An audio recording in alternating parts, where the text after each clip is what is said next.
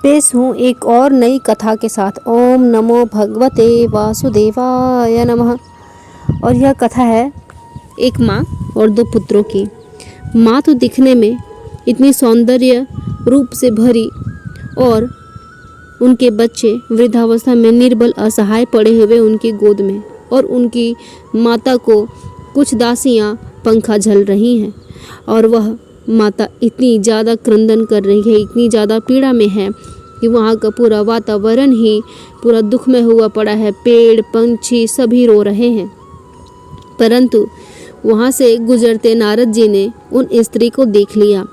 अब वह तो स्वाभाविक है कि उस स्त्री के पास उनको जाना ही है, क्योंकि ये हमेशा लोगों के प्रॉब्लम को सॉल्व करते हैं। आपकी समस्या को भी सुनेंगे और समझेंगे। तो फिर वो जाते हैं और वो पूछते हैं कि क्या हुआ माते, आप क्यों इतना रो रहे हो।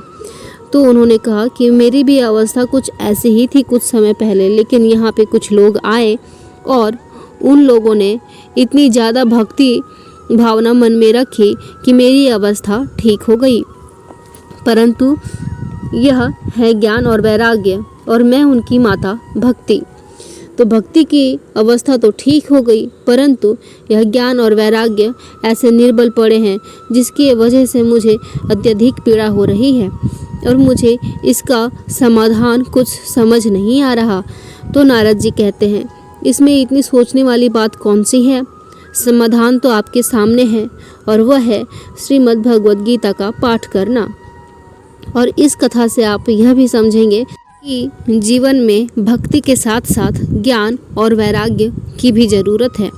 ऐसे ही नहीं कहा जाता कि गीता हमें हमारा जीवन का पाठ सिखाता है।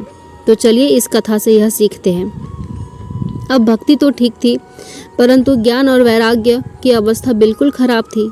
फिर श्रीमद् भगवद गीता का पाठ किया गया और उस भगवद गीता का पाठ से ज्ञान और वैराग्य की स्थिति ठीक हो गई। वो बिल्कुल युवा हो गए और वह भी सौंदर्य से भर गए। अब क्या कि उनकी माता तो बहुत खुश हुई कि भक्ति भी ठीक है, ज्ञान और वैराग्य भी ठीक हो गए। अब वो वहाँ से प्रस्थान लेना चाहिए और वहाँ से वे चले गए। तो इससे हमें सीख क्या मिलती है इस कथा से कि पूजा तो करना है, भक्ति मीन्स पूजा, पूजा तो करना ही है, परंतु उनके जो दोनों पुत्र ज्ञान और वैराग्य उनको भी ठीक रखना है। तो ज्ञान के लिए हमें भगवद गीता का पाठ करना होगा, जिससे हम जीवन के सारे रहस्य को समझेंगे और अपने कर्म को तवज्जो देंगे।